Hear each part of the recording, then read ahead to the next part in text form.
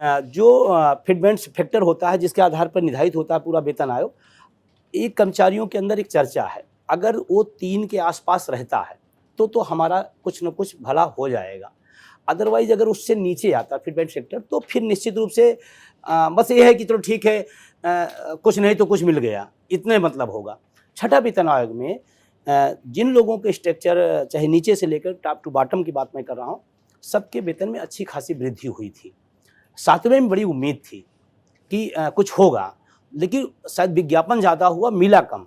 तो इस बात की आशंका लोग व्यक्त कर रहे हैं कि ऐसा न हो 7वें की तरफ विज्ञापन ज़्यादा हो जाए और लाभ कम मिले। और वर्तमान में जो चल रहा है विज्ञापन का दौर चलता है, बेहतर तरीके से लोग उसको बताते हैं। तो अगर कर्मचारियों के पक्ष से है तो ये उम्मीद बांधी जा रही है कि 3 तो रहना ही चाहिए। लेकिन अब सरकार क्या करती है, अभी उसमें देखिए कितनी लेटलतीफी हो रही है। इस बात को लेकर थोड़ा सा लोगों में आक्रोश भी है कि अब तक, क्योंकि मैंने यहाँ जो अर्थशास्त्री हैं, जो जानकार हैं इस विषय के, वो कहते हैं कि किसी वेतन आयोग बनाने में कम से कम 1 से 1.5 साल, मतलब वो टाइम लगता ही लगता है। वो एक सिस्टम है उसको डेवलप करने में, पूरा 1 से 1.5 साल। और आज हम 26 नवंबर बैठे हैं और नियम से 1 जनवरी 26 से लागू होना चाहिए। अभी कमेटियां बन रही हैं, फिर उसकी रिपोर्ट कब आएगी, फिर स्ट्रक्चर क्या तैयार होगा, क्योंकि वो लंबा प्रोसेस है। तो अब वो कब तक हो पाएगा, ये थोड़ा सा कर्मचारी मतलब इसको लेकर थोड़ा दुखी है। और इस बात के लिए और थोड़ा दुखी है कि जब माननीय लोग अपना वेतन भत्ता बढ़ाना होता है, मेज थपथपाए और हम लोगों को देना है। तो अब कोरोना काल का 18 महीने का जो है हम लोगों का आज तक मिला नहीं, और उस समय कहा गया था कि जब भी स्थितियां बेहतर होंगी तो हम दे देंगे। 18 महीने का आज भी, चाहे सेंटर का हो चाहे वो स्टेट का कर्मचारी, आज भी वो इंतजार में है। अभी कोरोना बीते कितना समय हो गया है, अभी तक नहीं मिला।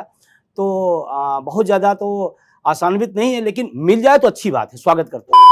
जो लोग अपनी सेवाएं दिए हैं देश को और अपनी इस विभाग को दिए हैं, उनको आप उस वेतन आयोग से बाहर कर रहे हैं, उनकी व्यवस्था से, उनकी सुविधाओं से बाहर करें, दुर्भाग्यपूर्ण है। और लास्ट में मैं बता दूं, जो रिटायर हो गए हैं उनके पास सिर्फ और सिर्फ उसी पेंशन का सहारा है। आज के दौर में बेटा बेटी कितना कर पा रहा है, अब हम सब उसी दौर से आते हैं।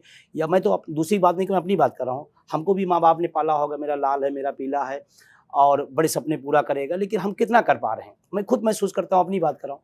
तो हम दूसरों से अपेक्षा, जो बुजुर्ग हमारा है वो अपने बच्चों से, कितना महंगाई का जो दौर चल रहा है, तो वही पेंशन एक सहारा होता है। उसके भरोसे वो अपनी दवा है, बीमारी है, इलाज है, जो भी है, या सामाजिक गतिविधियाँ उसकी को पूरा कर लेता है। अगर उसके सेक्टर से हटा करके जिस तरह से प्लानिंग चल रही है, वो बहुत दुखद होगा। और फिर क्या होगा, उनका वेतन स्थिर हो जाएगा। फिर वो जो बीच बीच में अपना लाभ मिलता रहता है और महंगाई के रेशियो में पहुंच जाते हैं, वो नहीं हो पाएगा।